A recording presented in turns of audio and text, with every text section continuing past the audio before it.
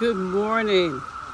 I pray that your Tuesday was filled with spaces and places of joy, of peace, of happiness, that you were able to come outside and enjoy some of the summer breeze, some of the summer sun, get some of that good vitamin D on your skin.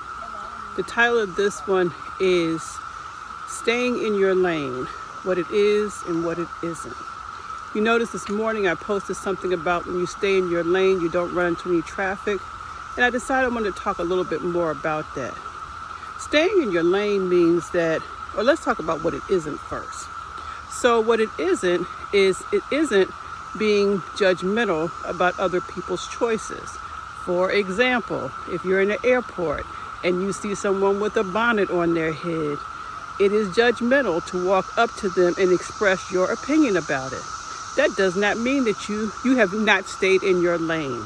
Now, that does not mean that you can't have an opinion, but staying in your lane means you have your opinion and you keep it to yourself. Now, why do you keep it to yourself? Because whoever has that bonnet on knew they put that bonnet on, made a decision to put it on that day, and they are perfectly comfortable with it. They're staying in their lane. They're not moving into your lane. So staying in your lane is not being judgmental. Another thing that staying in your lane is it's not being self-absorbed. And I was thinking about this because some people may interpret if I stay in my lane, that means I don't care about anything or anybody.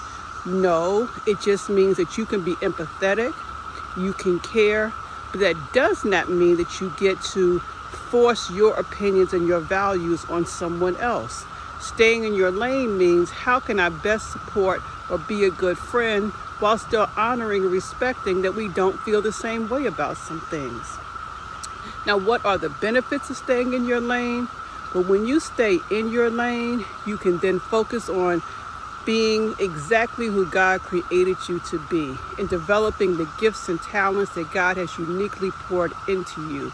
You can begin to focus on turning those possibilities into realities, to being able to experience everything that the universe has for you.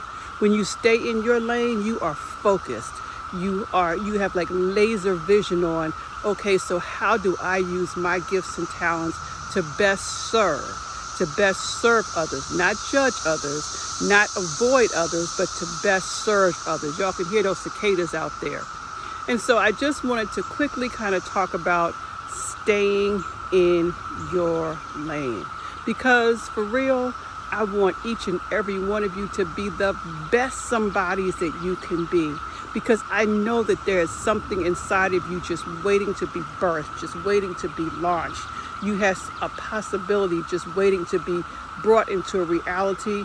But the best way to do it, or a really good way to do it, or a good plan of how to do it, is to stay in your own lane. Love you all. I am sweating, but I'm getting it in. I will talk with you later while I stay in my lane. Bye-bye.